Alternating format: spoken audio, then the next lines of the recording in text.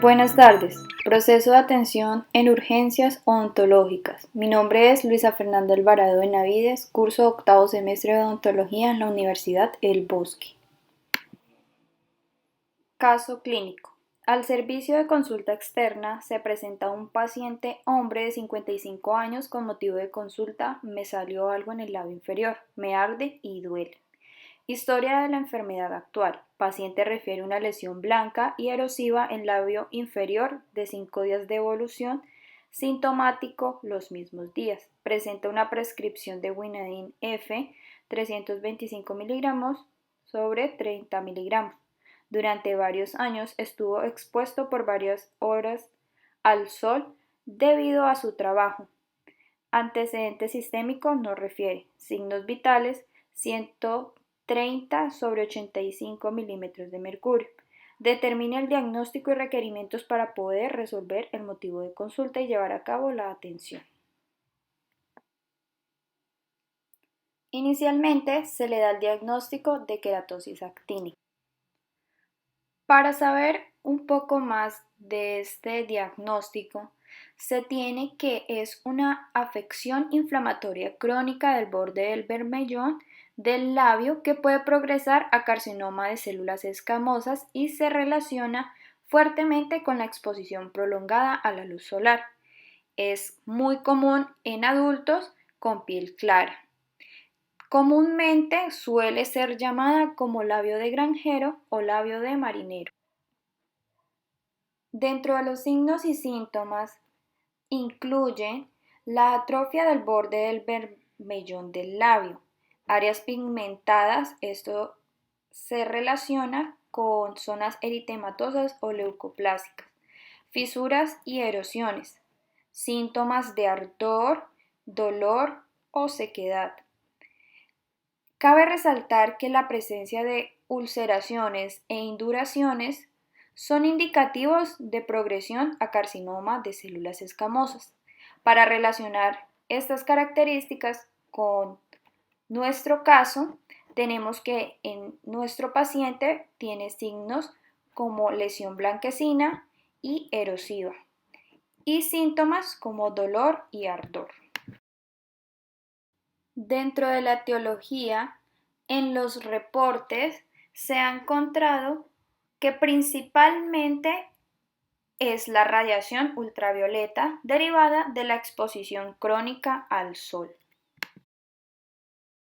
Las alteraciones labiales las clasifican en grados, esto adaptado según el estudio de Lima y colaboradores. Se tiene que un grado 1 corresponde a la presencia de áreas discrómicas. Un grado 2 se encuentra la presencia de áreas secas o escamosas. El grado 3 hay presencia de placas blanquecinas y el grado 4 hay una combinación de dos o más de las alteraciones anteriores.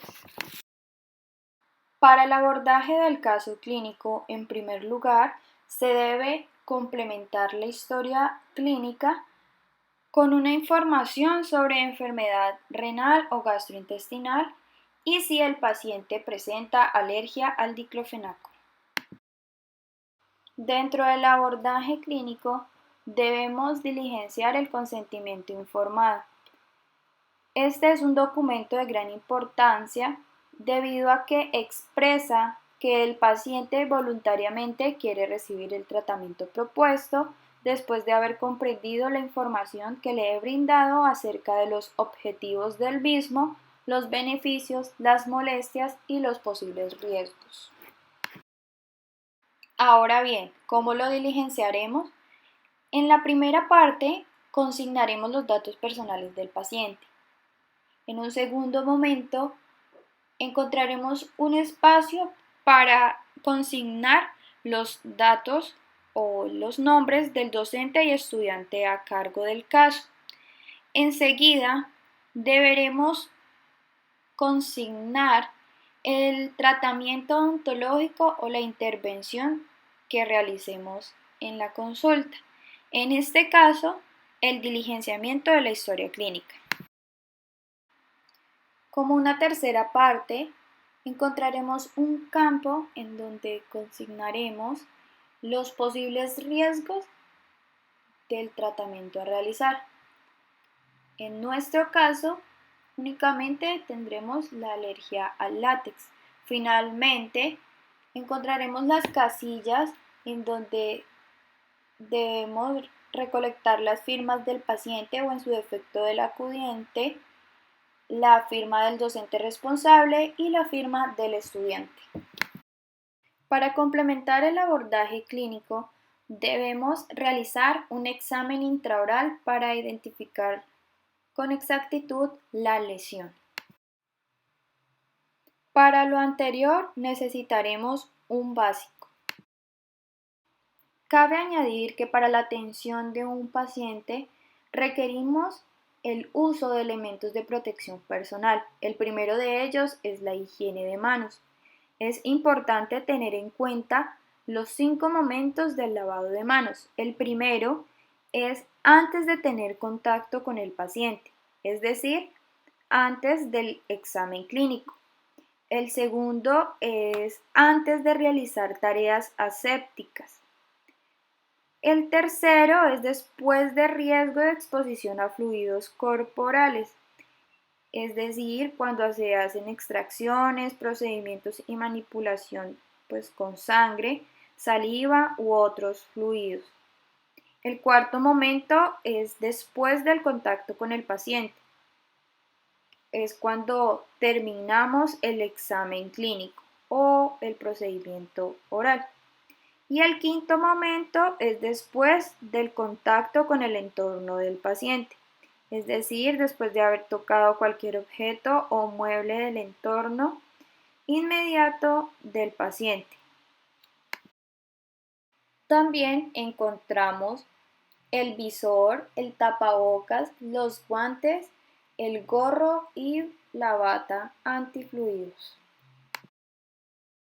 Dentro del manejo terapéutico se tiene el uso del diclofenaco sódico en gel al 3%. Este medicamento ha generado cambios positivos en lesiones de queratosis actínica.